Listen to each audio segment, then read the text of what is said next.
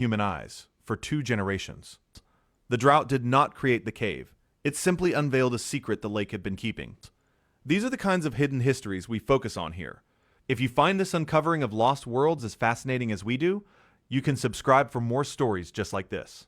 1. The discovery of ghost towns and ancient caves feels like adventure. But the drought has uncovered a much darker and more profound layer of Texas history. We return to the Richland Chambers Reservoir and the unmarked graves found during that same 2011 drought. When boaters first spotted what looked like human bones in the drying mud, they called the authorities. The Tarrant Regional Water District, which owns the reservoir, hired a private Austin-based firm, Ecological Communications Corp., to investigate. The excavation, led by anthropologist Nick Trierweiler, was painstaking. Working in the oppressive Texas heat, on the cracked, uneven lake bed, his team carefully brushed away layers of dried sediment. They uncovered the remains of not one, but more than 25 individuals. Forensic analysis delivered a stunning conclusion. These were not Native American burials, as was first suspected. The skeletal morphology and the handful of artifacts found with them, simple buttons, coffin nails, dated the cemetery to the late 19th century. The individuals were African American. They were, the evidence concluded, freed slaves and their children. A community of people who had survived bondage, who had tried to build a new life in post-Civil War Texas, had buried their loved ones in this quiet spot, likely near their small farmsteads. And then, in the 1980s, when the reservoir was built, they were forgotten. Their wooden grave markers had long since rotted away. Their memory existed in no official county record. With no headstones to move, their final resting place was simply erased, condemned to the bottom of a lake. Pat Mercado Allinger, then the Archaeological Division Director for the Texas Historical Commission, noted the grim irony. In an odd way, she said, this drought has provided an opportunity to view and document some of these finds, an opportunity born from catastrophe. But the story of the Richland Chambers graves did not end with their discovery.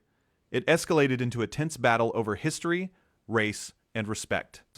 Once the remains were excavated, the Tarrant Regional Water District, the entity responsible for the reservoir, had to decide where to rebury them.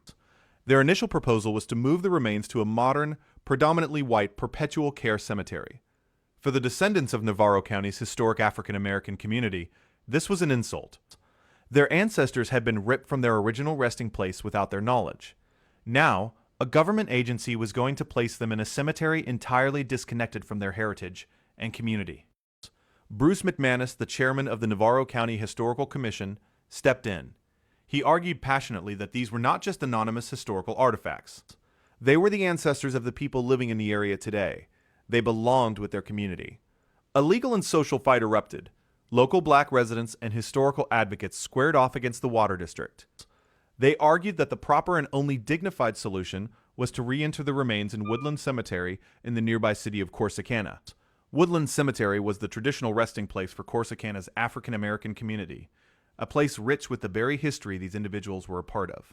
The dispute became a painful echo of the segregation and disregard that had likely led to the cemetery being unmarked in the first place.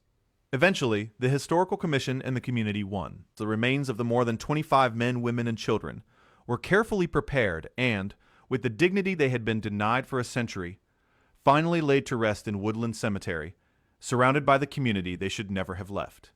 The drought forced a reckoning. It forced a modern water authority to confront the human cost of a decision made decades ago, and it forced a community to fight for the right to reclaim its own dead. Not everything emerging from the water is a relic of the distant past. Some of it is a reminder of much more recent nightmares. Let's travel to Lake Livingston, another massive East Texas reservoir. In September of 2023, as the lake receded, boaters and residents began to notice something dangerous glinting in the mudflats. Large, jagged chunks of twisted sheet metal, rusted housing debris, the wreckage of homes. This was not from a 19th century settlement. This was the aftermath of April 22nd, 2020. That evening, a massive EF3 tornado ripped through the lakeside town of Onalaska. With winds reaching 140 miles per hour, the twister carved a 32-mile path of destruction. It tore homes from their foundations, shredded mobile homes, and lofted the debris high into the air. Much of that debris, roofing, siding, structural metal, was dumped directly into Lake Livingston. For 3 years, this wreckage lay hidden just beneath the surface, a deadly, submerged booby trap. As long as the water was high,